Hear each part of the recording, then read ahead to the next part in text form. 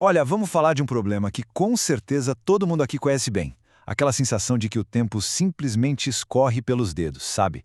E para isso, a gente vai se inspirar num personagem bem famoso por viver sempre atrasado.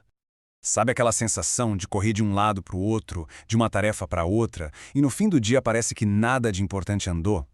É exatamente essa a sensação de estar sempre atrasado, não importa o quanto a gente se esforce.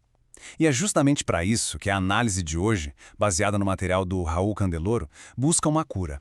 E aqui a gente já começa com um conceito-chave, a tal da lei de Parkinson. É impressionante como isso funciona, né? Basicamente, o trabalho se estica para ocupar todo o tempo que a gente dá para ele. Pensa só, se um relatório pode ser feito em um dia, mas o prazo é de uma semana, pode apostar, ele vai levar a semana inteira. É como mágica, a tarefa simplesmente infla para preencher o espaço.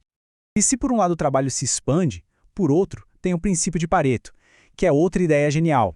Ele diz que, na maioria das vezes, 80% dos nossos resultados vem de só 20% do nosso esforço. Ou seja, a grande sacada não é se matar de trabalhar, mas sim ser esperto e focar nesses 20% que realmente fazem a diferença. Bom, então esse aqui é o nosso roteiro para a gente retomar as rédeas do tempo. Primeiro, a gente entende o problema do coelho branco. Depois, a gente aprende a dominar o plano, a otimizar as ações e a gerenciar as interações. E claro, o mais importante, abrir espaço na agenda para o que realmente importa na vida. Então vamos lá. O primeiro passo, e talvez o mais fundamental, é parar de ser levado pelo dia. É sair do modo reativo, sabe? A ideia é começar a dizer para o dia o que vai acontecer, e não o contrário. É sobre tomar o controle da agenda de verdade. E olha que interessante essa frase do Vitor Hugo. Ele já falava disso há muito tempo. Um plano diário não é só uma listinha de coisas para fazer, não. É muito mais. É como ter uma bússola na mão, que mostra o norte e não deixa a gente se perder no meio da correria e do caos do dia a dia.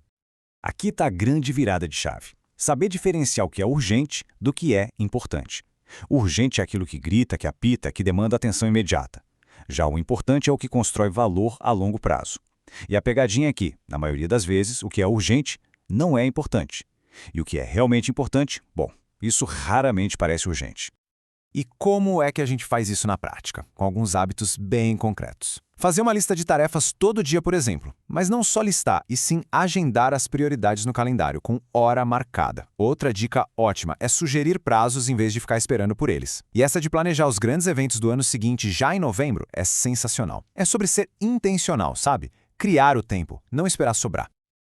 Ok, então a gente já tem um plano. Mas só ter o mapa não adianta, né? A gente precisa saber navegar. Agora, o foco muda para a execução. Como é que a gente faz o trabalho acontecer de forma eficiente sem se esgotar no processo? Porque planejar é uma coisa, executar bem é outra história. E aqui tem um dado que choca, mas que precisa ser dito. Ser multitarefa é uma ilusão. E uma ilusão cara. A gente pode perder até 40% de eficiência tentando fazer várias coisas ao mesmo tempo. A verdade é que nosso cérebro não foi feito para isso. Essa troca constante de uma tarefa para outra cobra um preço altíssimo na nossa produtividade.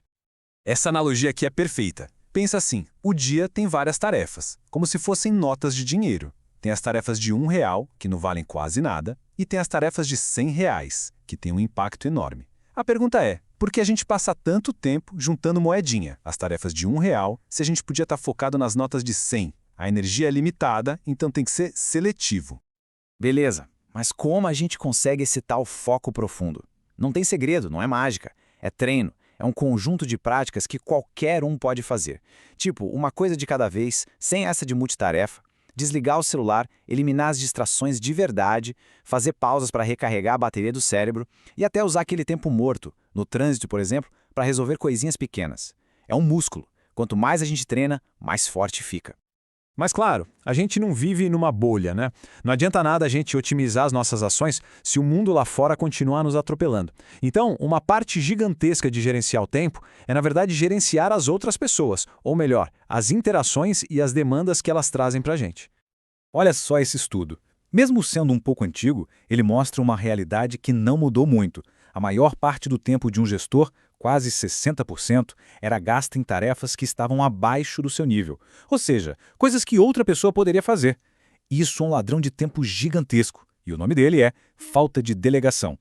E delegar não é só jogar a tarefa no colo de alguém e sair correndo. Existe um jeito certo de fazer. Primeiro, escolher a tarefa certa e a pessoa certa. Depois, comunicar direitinho o que se espera. Aí vem a parte difícil, dar um passo para trás. Nada de ficar microgerenciando. E por último, resistir àquela vontade de pegar a tarefa de volta. É um processo que libera tempo e ainda por cima desenvolve a equipe. Essa frase do General Patton é fantástica. Ela resume tudo. Delegar é sobre dizer o que precisa ser feito, não como fazer. Quando a gente dá essa liberdade, essa autonomia, as pessoas surpreendem com a criatividade. É sobre confiar no resultado, não em controlar cada passinho do processo. Há reuniões, as grandes vilãs da produtividade, mas tem jeito de domá-las. Por exemplo, sabe aquela pessoa que fala mais que todo mundo, o dominador? Uma tática é colocar essa pessoa para ser o escriba, para anotar tudo. A energia dela é canalizada para algo útil. Ou o crítico de plantão. Anota o ponto dele num estacionamento de ideias para ver depois. São truques simples para manter a reunião no foco. E agora, a arte de dizer não. Que habilidade difícil, mas tão necessária. E não precisa ser grosso, dá para fazer isso de um jeito educado. Uma técnica é a do sanduíche, um elogio, o não e uma alternativa. Ou propor um meio termo. Ter uma política pessoal clara ajuda muito a tomar essas decisões mais rápido. Proteger o nosso tempo muitas vezes começa com essa palavrinha mágica. Bom, e depois de tudo isso, a gente chega no coração da questão. Porque no fundo, ser produtivo, gerenciar o tempo, não é o objetivo final, é só a ferramenta. A verdadeira razão de fazer tudo isso é para a gente conseguir viver uma vida melhor, com mais significado. É para sobrar tempo para o que realmente importa. E isso às vezes está nas coisas mais simples, coisas que treinam nossa paciência. Tipo esperar a máquina de lavar terminar o ciclo sem ficar abrindo a porta toda hora, ou escolher ir de escada em vez do elevador, deixar uma criança terminar de contar uma história sem interromper. São pequenos atos que nos forçam a desacelerar e a viver o momento presente, combatendo essa ansiedade da pressa. E essa frase do Fernando Pessoa fecha com chave de ouro. O valor das coisas não está no tempo que elas duram, mas na intensidade. É por isso que existem momentos que a gente nunca esquece. No fim das contas, gerenciar o tempo é sobre isso, criar mais espaço para esses momentos inesquecíveis acontecerem. Então, para fechar, fica essa reflexão. Se o tempo é a matéria-prima da vida, se é com isso que a gente constrói nossa história, o que pode ser feito hoje, agora, para tornar esse tempo um pouco mais valioso? A resposta, claro, é única para cada um, mas a pergunta, essa vale para todo mundo.